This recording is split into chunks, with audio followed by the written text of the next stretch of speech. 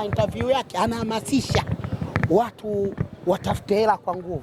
Sasa hii ndio fursa ya wana michezo, watu waliokuwa wako kwenye akili na mipira. Tumia akili yako, angalia nani kibonde, nani sio kibonde, akili inakupa vipi, bashiri upate mzigo. Kwa hiyo na hakika kabisa odds ataweka za kutosha. Vijana sasa tuanze kumwemweleka, mambo yawe mwemwele. Mechi kama ile ya jana, bila shaka saizi Mzaramo tunazungumza mengine hapa, mwemwele.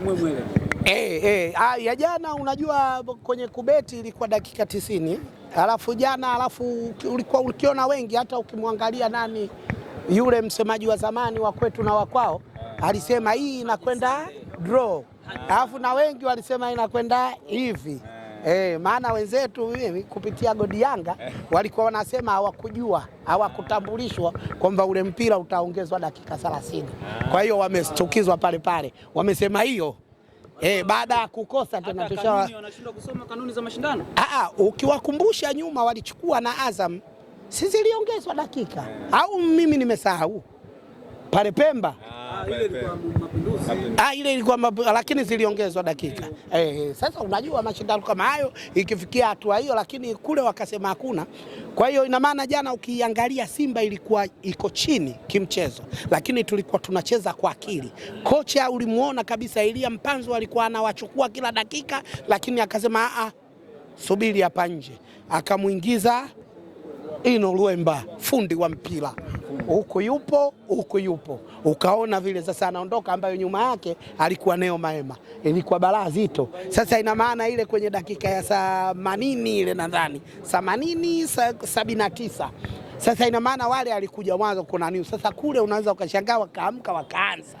Umeona kwa hiyo ina maana ulimuona Kibabage ametolewa, Kagoma ametolewa ili kupumzika, lakini uliwaangalia wenzetu Fulu Mgwamba wametoka pale Pakome katoka pale, miguu haiinuki, anaenda kwenye benchi pale, anakaa chini, anainuka kidogo, anatendegua utafikiri kachomwa na mwiba. Kwa hiyo ina maana wametoka wamechoka. Kwa hiyo huku kama atakuwa vunja bei betting kaanza akiweka odds ya kutosha, vijana wenzake atawapa hela. Wallahi nikwambie, kaweka odds za kutosha. Sasa si unampa Simba Kepo Suluhu avue, unampa 2 kwenda juu. Si Kepo Suluhu, yani 2 kwenda juu, ina maana 3-1 mzigo umechukua, 4-2 mzigo umechukua, 1-0 tu ndo uchukui. Sasa pale Samuyo si nyumbani pale, na Wanyakyusa wanasema kuna kwa kukaja kuisa mienda kubuja kitali, sie pale nyumbani, wakija na nguo wataondoka uchi. Tarehe 3 tumeipania hii, huku tulikuwa tunaenda ramsha lolote liwe. Huku si tunajua Guantanamo gereza tuliliteka Manyapala. Yani Manyapala lile gereza lilikuwa tushaliteka. Umeona wale wa Chekinoma wote wako chini yetu. Wao si wanatulinda sisi, wa Chekinoma wako chini yetu. Kwa hiyo tuliliteka. Kwa hiyo huku hatukuweka nguvu sana, nguvu iko huku. Kwa hiyo huu mzigo kama ataanza atawafanya watu sasa wasiokuwa na akili wakaenda kubeti kwa unazi, watapotea. Lakini wenye akili wakabeti vizuri, kujua kabisa Simba sasa hivi haishikiki, unampa avue, potelea mbali. Unaweza pale nikampiga 5 ukachanganyikiwa, nikairudisha ile ya mwanzo. Sasa si ya kwao, kwani si ndo tulimwambia mtoe huyu wafai? Si kocha wao. Sasa leo mimi niseme hivi, si unawaona hao madunduka, akili hawana. Yaani sabu yao wao inawazingua. Kwa hiyo mimi sabu yangu imenipa. Kwa hiyo mimi na kocha mwenye akili. Yule Jack Shirofa anaweza kule akaondoka, washamtafutia nongo. Vipi lakini wewe ukiona yule Jack Shirofa Muhindi. Yule Muhindi. Bwana wewe uone ameshuka, anakachanganya kidogo. Kachanganya. Yule kama huku wamesema sabu kakosea. Huku akienda nishampiga 5 au nimempiga 4 kwa yai. Yule anaondoka yule. Anaondoka. Ukiona kiwango chake kama kocha, yani umwangalie wewe, si mtu wa mpira bwana. Hamna jambo, vilainishi ndio vinamsaidia. Mimi nakwambia siku zote, yani daftari ukiliona zito basi utabeba mfuko wa simenti. Na siku zote mlenda ulali upolo, paka alikashata. Tarehe 3 ile anakufa mwanangu. Mapema kabisa namuua tarehe 3 pale, namuua pale jeshini Samuya.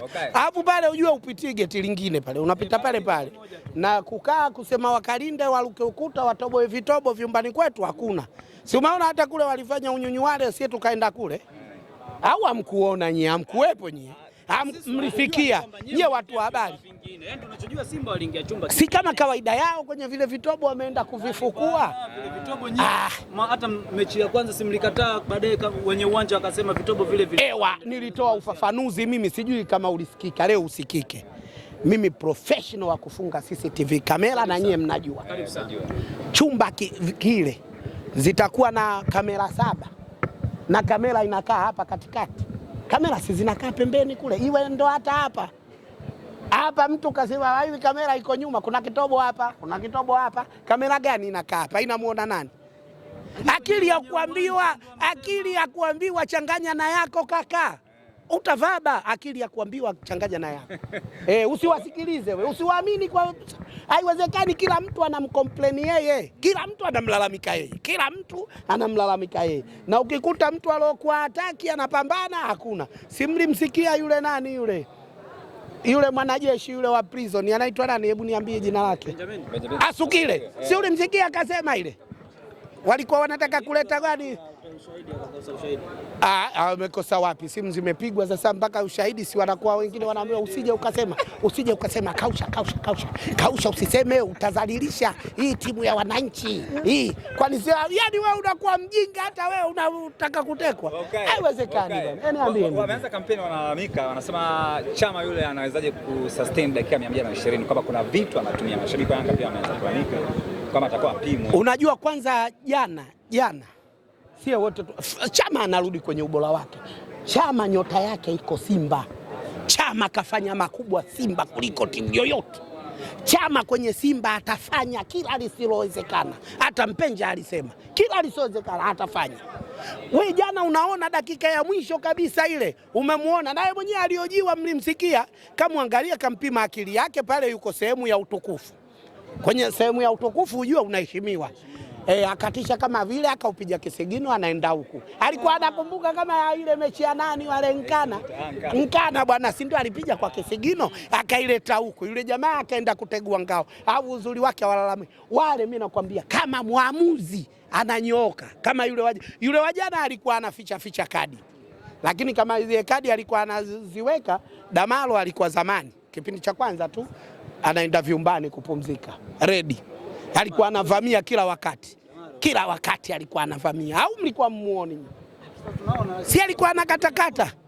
Sasa si njano mbili, njano ya kwanza, njano ya pili, kwani si zilikuwa zinamfikia? Ile mibunda alokata ndani ya dakika 15 unadhania yale yote si nani yale? Mekadi, mibunda yote ile. Alikuwa hivi, akitokwa hivi. Kwa ina maana alikuwa anaondoka. Kwa hiyo ina maana muamuzi akinyoka vile pale angekuwa Alagija mama angu mzazi na dakika zile afuniki. Haki inadhulumiwa. Ile Alagija au yule mdogo wangu Kayoko msingepata penalty. Utapata wapi sasa? Utapata wapi? Wale wa Zanzibar wakasema na wakamwambia bwana hapa hii kazi.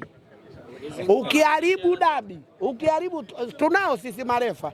Wako fuvu. Yule nani yule Msomali Mohamed Msomali tumemkataa. Yule ana kadi mpaka ya Yanga. Na wale wametusikiliza. Na mimi niliwaambia bwana, Wazanzibari wamesema sikuficheni. Mashabiki wenzangu wa Zanzibari wamesema huyo akichezesha, akiharibu pale wanamuua pale uwanjani. Niliwaambia, si tuliongea kwenye vyombo vyetu vya habari, wewe ulikuwepo. Niliwaambia, sio tukatishia, wamesema. Nikamwambia Wazanzibari sio kama mimi napenda mpira, au napenda yani ligi iendelee kama muungano iendelee tena na tena. Kwa sababu sisi ndio wafalme wa muungano ujue. Tunachukua kila siku. Yaani sisi ndio tumechukua mara nyingi kuliko timu yoyote. Jana ilikuwa ya 7 na wao walikuwa washachukua 7. Nani kachukua 7? Wewe hujapiga hesabu vizuri, wewe umesahau. Yule kachukua 7 wapi? Sisi ndio tumechukua nyingi kuliko timu yoyote hapa. Avu na Mapinduzi yale tunayapenda. Lakini tukija hapa ligi yetu ya hapa tunaipenda. Kwa hiyo hatupendi kwenye mpira uwe mgogoro. Sasa mimi kwenda kusema nitasema kwa sababu sitaki iharibike, ili mradi akipangwa basi awe na sheria zote 17. Atafsiri vizuri asije kufanya ubadhirifu. Lakini kwa ile iliyotokea angekuwa Alagija. Angejifanya kama hao ni huyo anaondoka. Kwani wewe ukumbuki? Kayoko alimwambia inuka, wewe unaniongopea. Anamwambia Kibu visigino vinataka kupasuka, vina kreki. Yeye anamwambia inuka, unaniongopea wewe hivi na hivi. Yote ile ubatili ile kwa ajili Simba afungwe, mwamuzi akiwa vizuri. Jambo linakwenda. Wanasema mbona walikuja wa Misri wale mkachezaji mwambie? Wa Misri si kuna watu walikuwa mikataba tena hakuna na nini, wanataka kuondoka, hawachezi kwa moyo.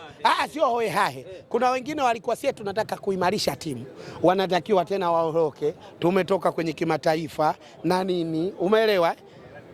Kwa hiyo ikawa vile, na ile mechi ilikuwa si mechi tunaenda kucheza, wachezaji hawajafanya mazoezi siku 2. Ina maana ilikuwa hatuchezi, tunacheza. Tuna dabi gani hiyo? Wewe tuambie, tunacheza kama sisi wa nje, kama nazi tuvunje nazi, kama kuni tuvunje kuni, kama tukatafute madafu tutafute madafu. Wewe si unajua au chiriku mpevu ategwi kwa makapi? Sasa tumetegwa siku zile, ndio maana ukaona vile. Walete watafsiri vile kwenye Simba hii sasa hivi. Yaani baada ya wale kuondoka ndio tukaweka vyuma, ndio unaona kina Anseteula wamekuja, kina nani wamekuja, mevyuma kina ino Luemba akichukua mpira pale katikati, rafiki yangu akichukua mpira pale katikati, yani huku wewe unasuzika na mtima wako. Mimi niwaambie tu, nitoe wito tu kwa wale wanaofanya betting, wanakubeti, wazee wa kubeti muda wao. Vunja bei betting, old ni kubwa, lakini kwenye hii mechi ya tarehe 3 mtu akikosa hela asinilaumu. Unampa Simba afanye kepo suluhu. Basi kepo suluhu, Simba anavua pale Isamuyo.